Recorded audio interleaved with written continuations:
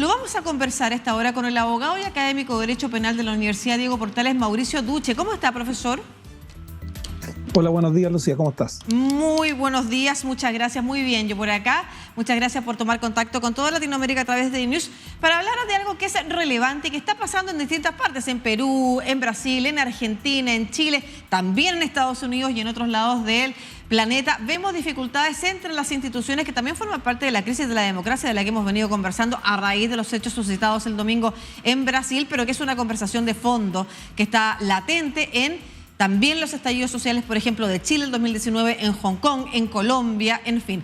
Parte de eso tiene que ver con la desconfianza que hay entre la ciudadanía y las instituciones. Y parte de esa desconfianza tiene que ver con el cómo operan las instituciones. ¿Cuál ha sido el problema de la forma de nominar al cargo de fiscal nacional en Chile y que amerita una revisión hace mucho tiempo, que ha sido consensuada por los distintos actores del mundo político e institucional, sin embargo, con años de no ser reparada? A ver, yo creo que siempre es bueno tener presente el contexto general, como tú decías. Yo creo que los problemas que ha habido en el caso chileno en esta vuelta dan cuenta de un problema profundo de organización de nuestro sistema político y de que este no está promoviendo que los actores políticos, en este caso, por ejemplo, el Senado, se comportan de acuerdo a lo que uno esperaría es el mejor interés público, sino que aquí hay agendas de distinto tipo que han primado al momento de la votación. Pero salgamos de la cuestión más general. Lamentablemente le tocó a esta elección una expresión muy dramática del problema de mala organización de nuestro sistema político. Pero hay también un problema claramente de diseño del proceso de selección. Yo diría, habría que revisar, en mi opinión, las tres etapas. En mi opinión, una parte que esta vuelta nuevamente mostró ser muy problemática, pero había ocurrido esto en otras ocasiones, es la intervención de la Corte Suprema, en la elaboración de una lista de 5 nombres. En mi opinión, la Corte Suprema no ha mostrado vocación, no ha mostrado mucho interés tampoco, ni mucha experiencia en hacer un proceso de manera tal de que pueda hacerse un análisis riguroso, con un chequeo adecuado de los antecedentes de cada uno de los candidatos y de una forma que sea suficientemente pública y transparente, que le dote a esta lista corta de una legitimidad importante en términos técnicos, ¿cierto? Entonces, ahí hemos partido debilitados. Recordemos, para la gente tal vez no tiene idea, se presentaron 17 candidatos y lo que hace la Corte Suprema es que les da 10 minutos a cada uno de ellos para que expongan sin ninguna interacción, y sobre esa base y la base de los antecedentes que ellos presentaron, su currículum, se vota. Esto es absolutamente precario como fuente de información para tomar esta decisión. Pero además... Pero perdón, hay que señalar además que la Corte Suprema tampoco está vinculada con el Ministerio Público, que es relevante porque la gente podría decir que efectivamente el Ministerio Público pertenece al área de la justicia y entonces la Corte Suprema es el Tribunal Superior, pero no es así. No es así, es como que le pidiéramos a los odontólogos resolver los concursos de los cardiólogos, digamos. Claro. En el gran área de la salud tienen que ver, pero no tienen... Todos estudiaron Derecho. Exacto, pero no tienen necesariamente las competencias específicas, porque de hecho es un organismo autónomo del Estado que cumple una función distinta a la que tiene el sistema judicial. Pero además, de hecho, lo que subimos nuevamente en esta vuelta, ¿cierto?, fue que todavía siguen existiendo reuniones de distinto tipo que se tienen previamente y que probablemente explican las votaciones que realiza la Corte más allá del puro mérito de los candidatos. Estamos hablando de reuniones privadas.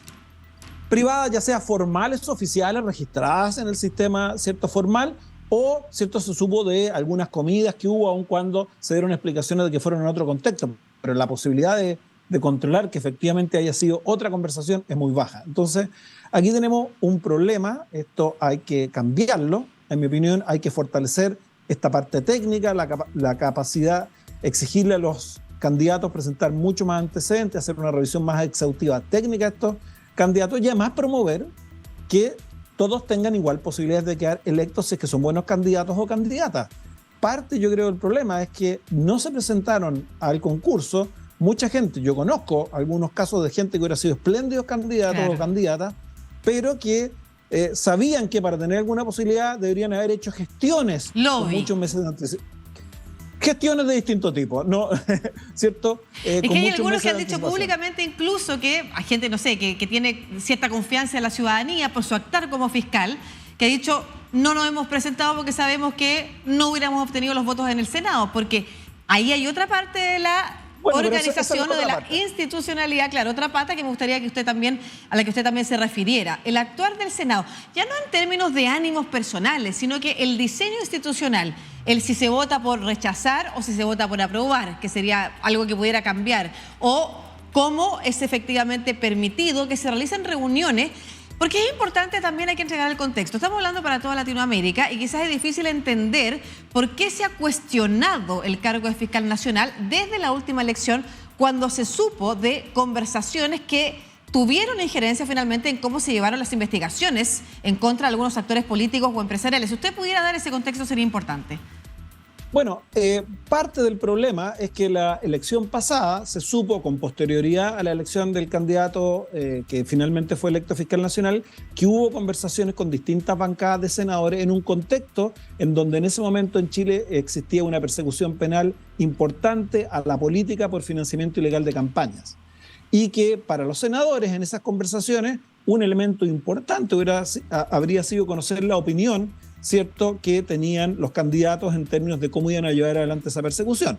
Por tanto, esto, comprenderán ustedes, arroja todo tipo de dudas acerca, uno, de las razones que tuvieron los senadores para elegir al candidato y luego, ¿cierto?, puso en tela de juicio, cuestionó muy fuertemente el mandato del fiscal de la época. Por tanto, esperábamos que este tipo de prácticas, habíamos hecho el aprendizaje, no se iban a repetir. Ahora, ¿qué pasó en esta vuelta en el Senado, en mi opinión? A ver, partamos por una cuestión general. De la lista de 5 candidatos, el presidente de la República elige uno y requiere una ratificación de 2/3 por el Senado. La intervención de una fase política en el proceso, en mi opinión, no es algo que, por así decirlo, per se sea malo. Esto es un modelo frecuentemente utilizado en el derecho comparado, que haya una participación del Ejecutivo, alguna participación del Parlamento. Lo que ocurre, en mi opinión, es que la forma en que está regulada la participación de ambos en Chile, pero además la práctica, cómo se ha llevado adelante, ¿cierto?, han sido extremadamente problemáticas. Es lo que yo llamaba en otras entrevistas, terminamos perdiendo el pudor institucional. Claro. Realmente se han incurrido en conductas bastante impresentables, ¿cierto? Por ejemplo, que en prácticamente las 3 candidaturas, varios miembros del Senado, bancadas a veces completas y algunos miembros individuales, por la prensa, antes de que se escogiera por parte del Ejecutivo al candidato o la candidata que iban a presentar, ya estaban manifestando que no iban a votar por ciertas personas. Termina siendo una pugna entre las instituciones más allá de cuál es el mejor nombre para ocupar el cargo. Pero además, mire la señal. Desde el Senado se dice nos importa un bledo el procedimiento y la audiencia que tenemos ante el Senado porque no estamos dispuestos a votar por ciertos candidatos aún antes de escucharlo. O una senadora, por ejemplo, que decía, mire, yo no voy a votar por una candidata porque el gobierno no me ha contactado para hablar conmigo, sugiriendo que da lo mismo los antecedentes de las personas, la idoneidad técnica, la competencia que tenga esta persona o cuáles son los desafíos de la institución. Entonces, como digo, han sido un comportamiento bastante impúdico. ¿Qué cambios creo yo que habría que hacer en esta materia? En mi opinión, una vez que ya existe una lista corta, legitimada técnicamente con un procedimiento más riguroso ante un organismo distinto a la Corte Suprema, no existe ninguna razón de fondo para que no haya un sistema de audiencias públicas mucho más transparente, mucho más intenso, ante el Ejecutivo, incluso donde se pueda recopilar informaciones desde la opinión pública para que el Ejecutivo tome una decisión que sea mucho más fundada. Y luego, en el Senado, en mi opinión, es claramente necesario regular con mucho más precisión la audiencia ante el Senado, las inhabilidades, porque esto ha sido otro tema bastante impresentable en esta vuelta, de que ha habido senadores con vocería muy importante o con votos muy relevantes en las distintas postulaciones, ¿cierto?, que han tenido claros conflictos de interés, por ejemplo, porque fueron o personas cercanas a ellas han sido objeto de persecución penal por personas cercanas a quienes participaban o por la institución a las cuales ellos están enjuiciando. Entonces, esto evidentemente genera conflicto de interés. Ahí, de hecho, ayer hubo una polémica, ¿cierto?, sobre nuevamente la inhabilitación. Se terminó inhabilitando el presidente del Senado, pero diciendo un poco, mire, por prudencia lo hago porque las normas no me obligan a hacerlo. Está hablando del presidente del Senado, quien es compadre del fiscal nacional electo, nominado, finalmente compadre por los dos lados. Ambos son padrinos de sus hijos. O sea, técnicamente compadre, no compadre en un sentido coloquial, ¿cierto? No, claro. Y por tanto, bueno, él terminó inhabilitándose, pero la regla, según él dijo, le permitía no hacerlo. Entonces, hay que regular la audiencia con mucho más previsión, las inhabilitaciones y sobre todo, en mi opinión, el tema del quórum. La Mauricio. regla de quórum actual.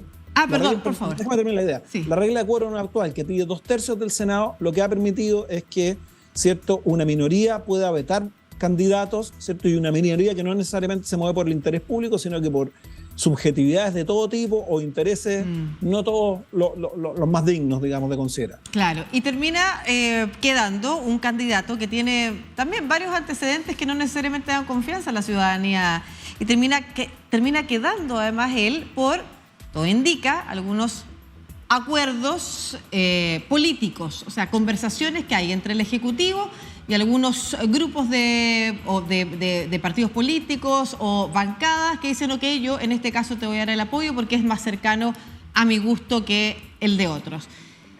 Lo que quiero preguntar ahora tiene que ver en parte con lo que veníamos conversando a propósito de Brasil. También lo conversamos a propósito del estallido social en Chile, que es el debilitamiento de las democracias, el debilitamiento de las instituciones que no logran respuesta, entre otras cosas. Tampoco generan confianza en la ciudadanía, no dan respuesta a las demandas y no generan confianza. Esta conversación en Chile se viene dando de forma seria desde, en el caso del fiscal nacional, la última elección, luego en el estallido social. Estamos a varios años ya, nada ha cambiado. No ha cambiado ni el comportamiento de los políticos, como usted ha señalado, se han visto comportamientos bien impúdicos en esta misma elección. Uno hubiera esperado que, a raíz de lo que sucedió en la última, se cambiaran las actitudes. No cambió nada en términos de actitudes, ni tampoco se ha logrado avanzar en el diseño institucional distinto, porque dejamos todo en manos de la Convención Constitucional, ahora en un nuevo proceso constituyente, y mientras tanto no hay nada que avance en términos de generar un diseño distinto que permita dar, como usted señala, mayor certificación, mayor calidad técnica a la elección, mayor confianza a la ciudadanía. ¿Cómo se puede avanzar eso? ¿Cómo se explica y cómo se puede avanzar? ¿Sigue siendo la política chilena un espacio donde se pretende controlar, mientras no sea obligatorio dejar de hacerlo, controlar estas decisiones a favor de los mismos? Bueno, este proceso fue muy decepcionante para mí, por lo que tú dices. No solo la elección pasada fue polémica, yo sigo este tema hace mucho tiempo. Las polémicas con el proceso de elección del fiscal nacional vienen desde la primera elección. La primera elección, simplemente para recordarlo, el gran debate, el gran escándalo estuvo en lo que se llamó un supremazo, porque la Corte Suprema dejó un 40% de los candidatos fuera por razones de forma. No habían presentado algunos certificados, por ejemplo, que eran abogados, cuando la gente que quedó fuera eran abogados muy reconocidos y alguno de ellos incluso era un ministro de Corte de Apelaciones.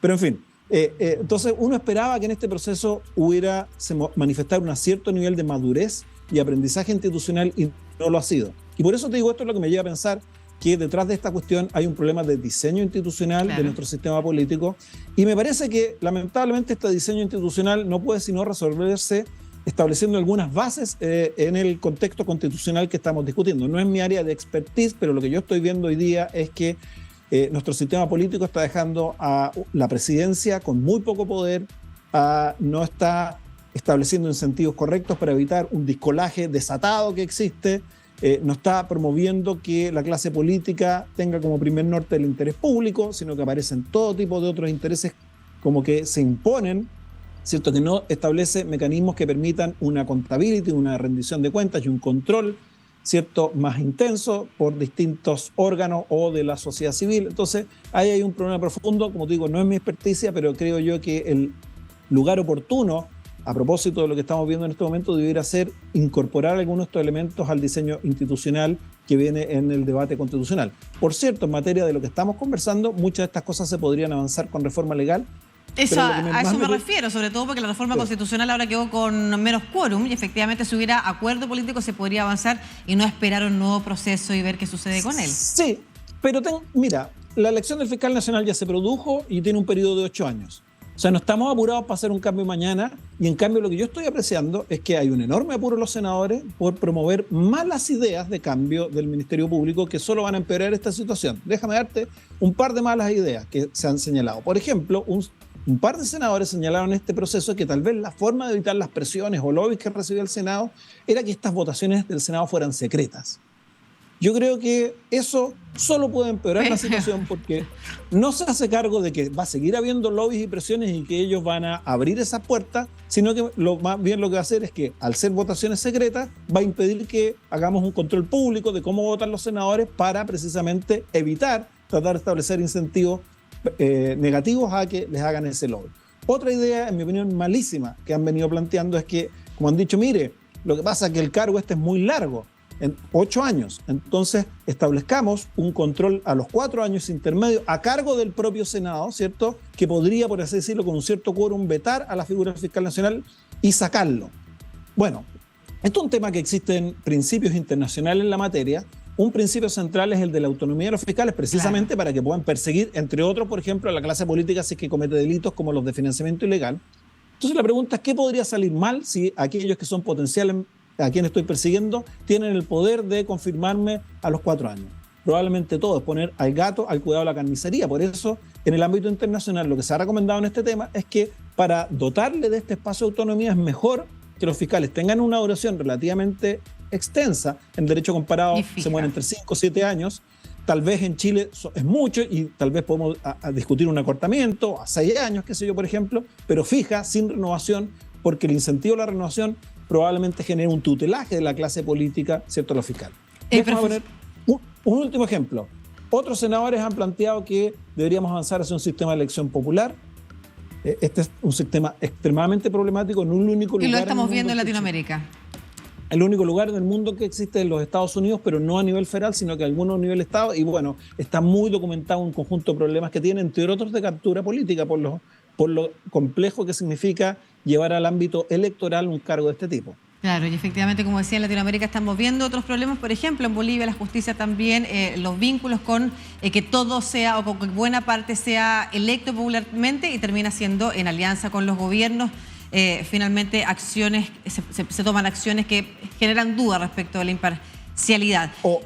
O déjame plantearte la captura de la corrupción. Hoy día uno de los principales problemas del sistema de justicia en general, el sistema judicial, Ministerio Público, según, por ejemplo, el relator de Naciones Unidas sobre la independencia judicial ha señalado, es la captura por las organizaciones criminales y corrupción. Entonces, tenemos que conocer un poquitito la experiencia comparada antes de andar proponiendo cuestiones que son derechamente tonteras. Necesito hacerle una pregunta final porque hemos estado hablando durante todos estos días de las acusaciones constitucionales anunciadas en contra de la ex ministra de Justicia a estas alturas por el caso de los indultos y también de otras acciones que pretende establecer la oposición. Y en su calidad de académico del derecho, quisiera preguntarle sobre el delito de prevaricación, que hay parlamentarios de Renovación Nacional, un partido de oposición, que ha señalado que podrían estar detrás de la acción del presidente Boric. Hay quienes anuncian acusaciones en la justicia por prevaricación tras los indultos. ¿Usted qué nos puede decir al respecto?